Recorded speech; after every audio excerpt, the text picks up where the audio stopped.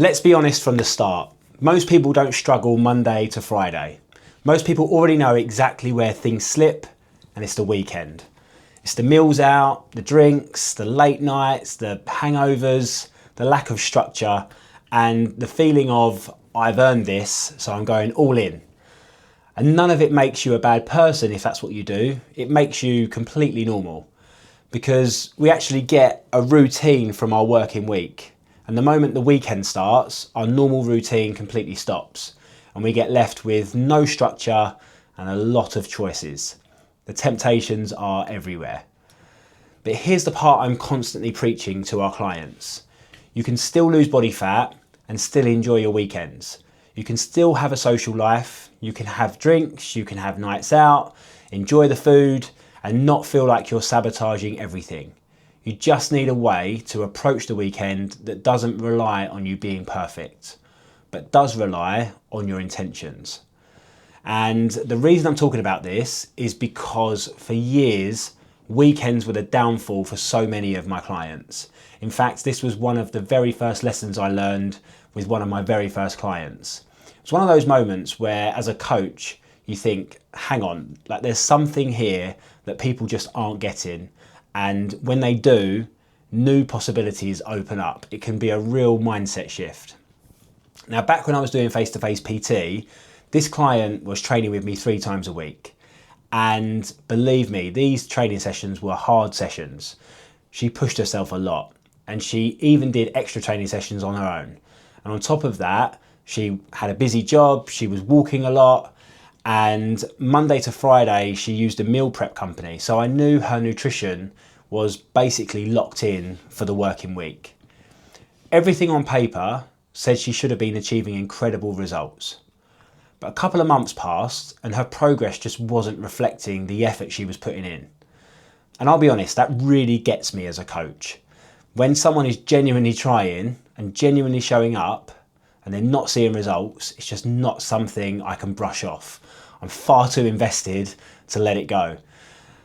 I needed to figure out what was happening. She was tracking her calories and on the surface it all looked absolutely fine, but sometimes calorie tracking can hide the truth of what's going on, especially when people track Monday to Friday and then let's say they get a bit creative at the weekend. So I asked her very casually if she can start taking pictures of everything she ate, everything she drank for a couple of weeks and just send the photos through to me. No judgment, I just wanted to know if I could see any patterns. And 2 weeks later, I sat down with all the photos, I added up all the calories for myself and I put them into a graph. And when I plotted everything out, the whole story became painfully clear. I'll put an example of what that graph looked like on the screen for you now. Monday, Tuesday, Wednesday, Thursday, all okay. And then Friday hits and it shoots straight up. And then Saturday shoots up even higher. And then Sunday, high again. Then the new week starts on Monday and things kind of go back to normal. And when I say shot up, I mean she was doubling, even tripling her weekday intake without even realising. Just big nights out, meals, drinks, socialising, and then the classic hungover, eat whatever makes me feel normal again.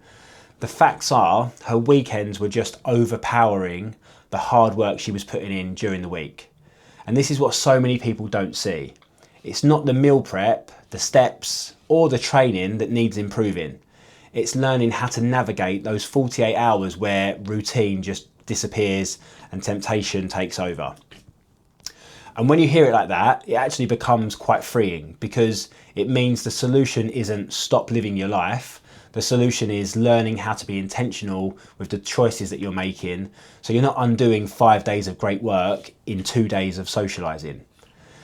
So let me walk you through the 3 big things that I changed that helped this client completely transform her results. And then I'll show you how to apply them to your life in a way that still allows you to have fun. Because if there's anything I've learned from helping clients achieve long-term results, like Matt, Levi, Emily and Emma here, if they can still have fun, they don't feel like they're on a diet. And that's one of the keys to keeping people interested long-term. The first thing we addressed was the decision-making itself. I asked her to start paying attention to whether she was choosing things because she genuinely wanted them or because people around her were choosing them. And that's a big difference. Most overeating at the weekend isn't about hunger, it's about going with the flow. Everyone else orders a starter, so you do. Everyone else goes for another round of drinks, so you join in. Everyone gets a takeaway after a night out and suddenly you're doing the same thing without even thinking about it. But if you follow people who don't have the same goals as you, you're going to end up with the results that they achieve instead of the results that you want to achieve. And that doesn't mean stop hanging around with these people. It just means knowing whether the choice you're making is actually yours. And when you start becoming aware of that, you instantly regain control. The second thing we did was introduce this idea of calorie budgeting. Not tracking every gram, not being obsessive, just treating calories like money. Because if you want to spend more at the weekend, that's totally fine. But if you plan for it, the same way if you know you've got a night out and you've got £60 to spend for that night out, you naturally spend a little bit less during the week. You wouldn't blow all your money on Saturday and then be confused why your bank balance is screaming at you on Monday. Calories work the same way. If you want a bigger night out, that's cool. Just create a bit of space earlier in the week. High protein breakfasts, lighter lunches, a few more walks, something to balance the books. You're not dieting harder, you're just being intentional instead of reactive. And the third thing, and honestly the most important, was building some weekend structure. Not a schedule, not a meal plan, just a bit of time anchoring, because the reason Monday to Friday feels easier, like I said earlier, is because life forces a routine on you. You don't get to decide when you start work or when you pick the kids up or when your meetings are. That structure holds you together without realising. But on the weekend, every hour is a free-for-all. Wake up late, eat whenever you want, maybe snack here and there, grab something out, go out for drinks. It all blurs together, and when the day has no shape, your eating naturally gets messy. So with this client, we set some simple anchors. A consistent breakfast time, a pre-lunch walk, a rough dinner plan. Even these 3 or 4 points in the day, she could rely on. And that alone reduced her weekend calories dramatically, without taking any of the fun away. Now, the last thing I taught her, and this is the thing that absolutely changed her, was removing the guilt. Because if you choose to have a big meal or drinks or dessert and you made that choice consciously, there is zero reason to punish yourself. That guilt is actually what causes you, and most people, to spiral. You think, I've ruined it all now, so Saturday rolls into Sunday and suddenly it's Monday before you've even had a chance to breathe. If you take nothing else from this video, take this. You can enjoy yourself at the weekend. Just make sure you're intentional and you take control of your own decisions.